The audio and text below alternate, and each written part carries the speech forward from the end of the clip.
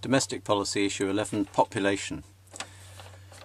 Three things really. One is that the indigenous population of Britain, as opposed to people who've come to Britain in the last generation or two, have far less babies than the new arrivals. I don't know if this is a problem exactly, but it certainly changes the complexion of our population. I think it would be better if people were happier to have families, and families of considerable size. I think people don't have so many babies as before because of the publicised cost of raising a child, a fear of the kind of world that they're going to grow up into, both locally and internationally. Women wanting careers, which is fine, but there is a cost to fertility in having leaving childbearing until later, and also housing. People worrying about houses. I think this is something that we need to sort out by reforming the banks, which would discourage this bubble in house prices that we have had over these last few years. Second is the arrival of people, of immigration. We still have some control that other countries don't have by not being part of the Schengen Agreement, but people do want to come to our country. I think it's an indication that we get some things right. They want to come for safety and benefits, to get away from tyranny, to get away from some appalling situations, and yet we have this multicultural society here, and a big issue is how we make a nation out of a lot of people who have come to escape from other things, come for their own reasons. Do we have a unifying purpose? And as you'll have gathered by now, I think we have. We should embrace a unifying purpose, which is to be a good influence in the world and make a good society here, as partly as a byproduct of that.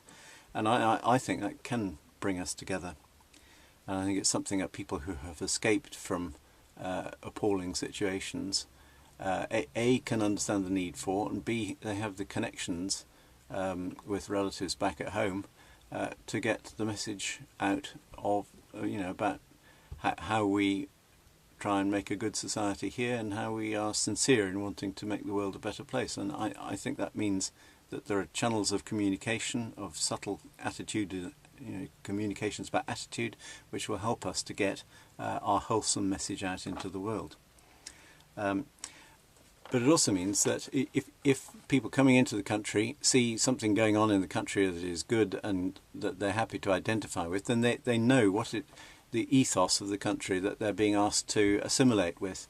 If they only see despicable things happening, or if there are plenty of despicable things happening, or questions about the sexual ethics of our society and all that sort of stuff, people are very reluctant to assimilate with that, and want to keep themselves to themselves and their children to themselves, and it's a problem. And I think part of the way to do it is to be a more honourable society and brush up on our social ethics, and have a purpose. And then people arriving will know what they're joining and should be happier to do so.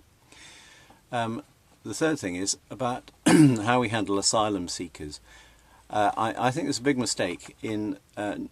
I think that we ought to allow people from the border authorities to specialise.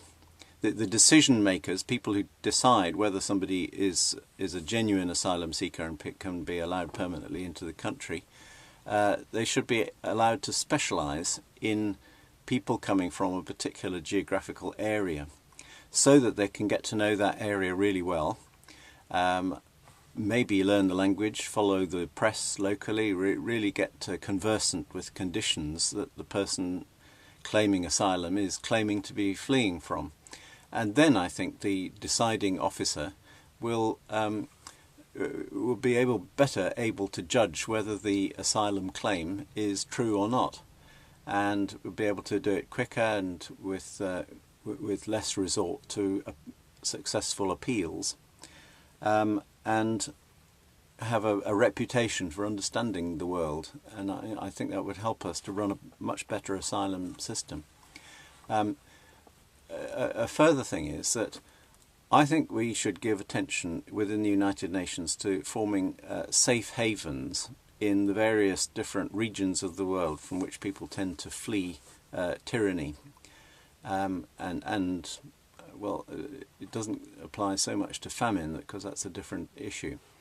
But I think in say, different regions of Africa and South Asia, Southeast Asia and so on, there should be United Nations enclaves, safe havens, to which people can flee, or if they come to our borders, to which they can be returned under international protection with international care of their health and policing, their security and education, and maybe even to be able to apply a trade.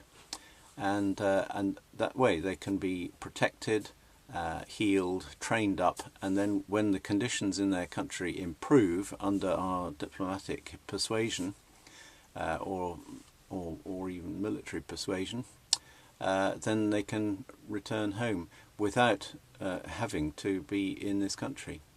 There are potential problems, but I think it's something that the international community should develop more of. That there are refugee camps, but I'm asking for a rather more developed system.